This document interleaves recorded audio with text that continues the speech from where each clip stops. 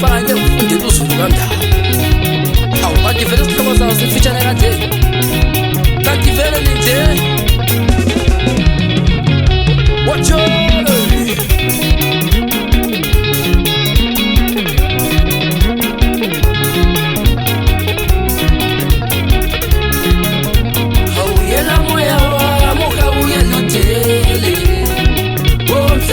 Uzopela ngikuthole awuyela moya wami ukawuyela uthele womhlaba uzopela ngikuthole amehlo wami abunyushile womhlaba uyashelwa ngikuthole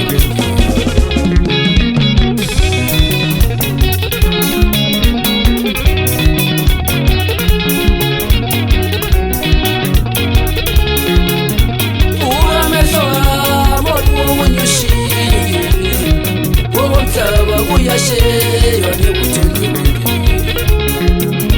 tela nhliziyo uyongwabanye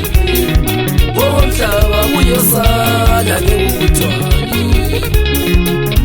tela nhliziyo uyongwabanye womhlaba uyosala ngikuthwale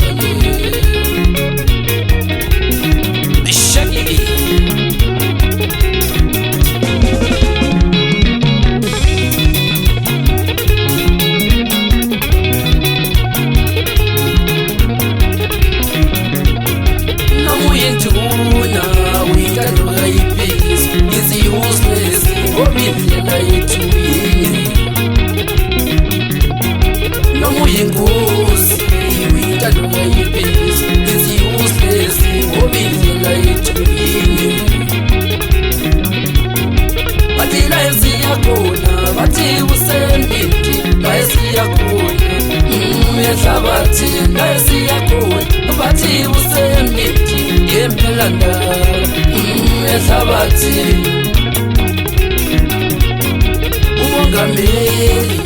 wambisi uyabosho iziuslesi obindlela yethu yini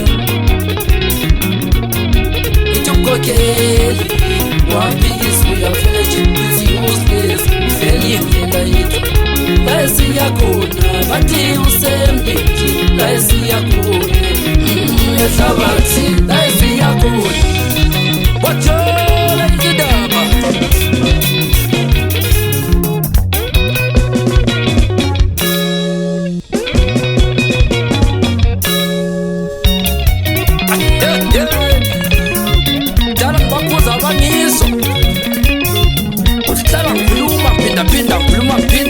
pinda madoda senze abaganga ngisele ungangile emculweni lokhuluma ngento yodwa ubona abantu abazama ukubana bahloniphane ngoba laba siyakhona sonke siyohloka magina akula mhlawumbe ozabeka emoyeni mhlawumbe ozabeka kumashini yakhe sheki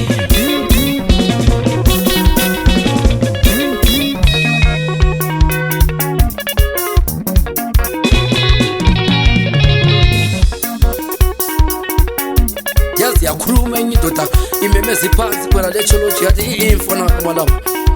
into ezakalayo ukuthi izikhonkothe ehambayo ngeke zize zikhonkothe emileyo uzawubona lobe zihlaba umkhulumane zikhathana khona shedi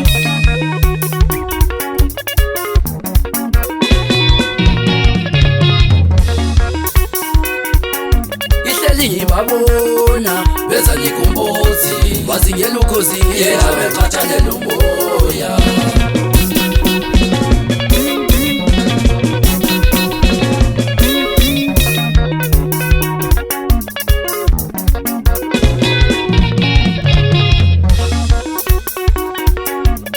ngithule Mbappe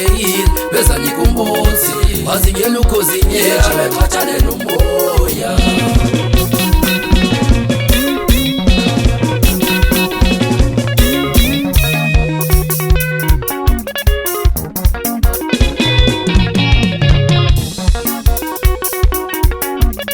ngithule ngithezwi beza nikumbozi bazingela ukhozi yabekhathalela umoya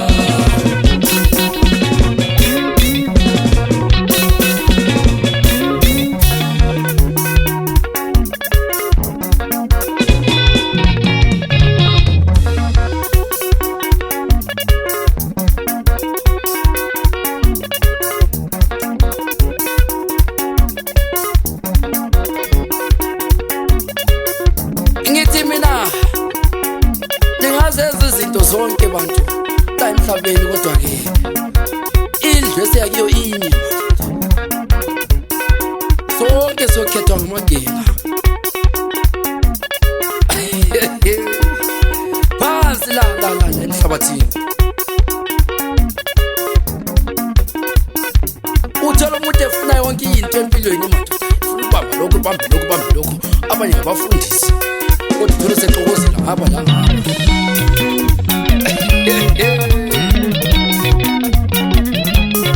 Yonke into iyashiyana emhlabeni ungafuna ukubuta muntu kanti ubukhomba ngobani.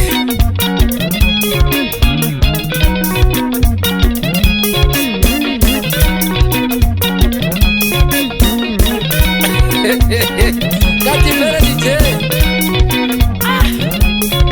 angisho baba sibili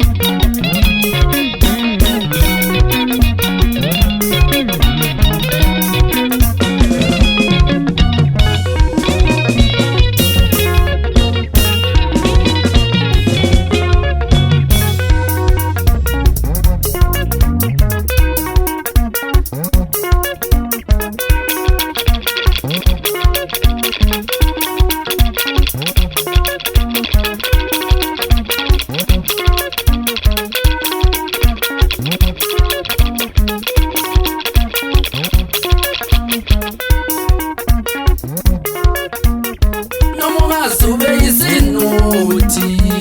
uzophelele emhlabathini noma ungazube nemali uzophelele emhlabathini noma ungazube ungumnyama uzophelele emhlabathini sonke siphelele emhlabathini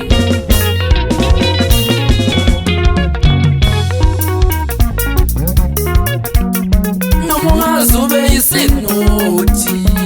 uzophelele emhlabathini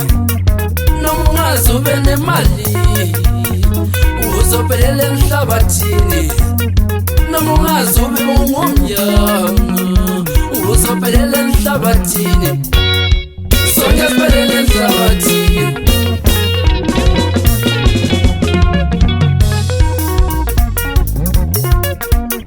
noma ungazube umthakathi uzophelele emhlabathini noma ungazube isigebenga uzophelele emhlabathini noma ungazube ngumbulali uzophelele emhlabathini sonke siphelele emhlabathini